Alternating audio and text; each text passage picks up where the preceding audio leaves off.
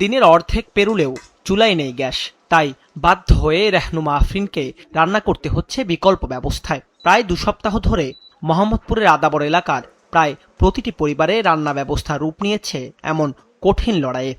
10-12 দিন ধরে আমাদের টোটালি কোনো গ্যাস নাই। এই যে ইন্ডাকশনে রান্না করতে হয়, ভাত রাইস কুকারে করছি, আর বাহির থেকে এনে খাচ্ছি। প্রথমে ভেবেছিলাম যে আমাদের নিজেদের বাসায় হয়তো লাইনে কোনো সমস্যা হয়েছে, গ্যাস নেই। পরবর্তীতে আমি খোঁজখবর নিয়ে দেখি পুরো এলাকায় কোথাও কারো গ্যাস নেই, টোটালি একবারে গ্যাস টোটালি শূন্য আজকে 10-12 দিন যাবত। সংকট কেবল বাসাবাড়িতে নয়, ছড়িয়ে পড়েছে রাজধানীর পরিবহন খাতেও। গত 2 সপ্তাহ ধরেই রাজধানীর ফিলিং স্টেশনগুলোতে সিএনজি চালিত অটোরিকশার এমন দীর্ঘ লাইন দেখা যাচ্ছে। সকালে চালু হওয়া পাম্পগুলো দুপুরের আগেই গ্যাসের অভাবে বিক্রি বন্ধ করতে বাধ্য হচ্ছে। সঠিক প্যাড আর সঠিক তথ্য দিয়ে এসব সামলে নিব এক হয়ে। Mona Lisa sanitary napkin. 3 কিলোমিটার গাড়ি ঢাকা হলে যে সব গ্যাস পাম্প বন্ধ, আর যাও পাই 20 টাকা 30 টাকার গ্যাস পাই, কিভাবে গাড়ি চালাবো বলেন? সব পাম্পে এই অবস্থায়, কোনো পাম্পে ভালো প্রেসার পাওয়া যায় না।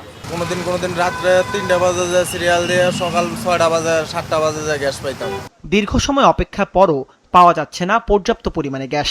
এতে অনেক চালকের উঠছে না জমার টাকা। এদিকে সড়কে সিএনজি চালিত বাহন কমে যাওয়ায় বাড়তি ভাড়া আদায়ের অভিযোগ যাত্রীদের। আমাদের সংসারে এখন বর্তমানে অভাব, 500-600 টাকার উপরে আমাদের হয় না। ড্রাইভারদের আসলে খুবই একটা কষ্টের জীবন এই মুহূর্তে পার হইতেছে আর কি। তবে গত কয়েকদিনের তুলনায় ফিলিং স্টেশনে গ্যাস সরবরাহের চাপ বেড়েছে বলে জানান সংশ্লিষ্টরা। গত সপ্তাহের চেয়ে একটু ভালো আসছে। বললাম যে কাস্টমার পাইতো 80 প্রেসার, আজকে পাইতো 110 প্রেসার, 30 প্রেসার বাড়ছে। গ্যাস সংকটের প্রভাব পড়েছে দেশের বস্ত্র ও তৈরি পোশাক শিল্পেও।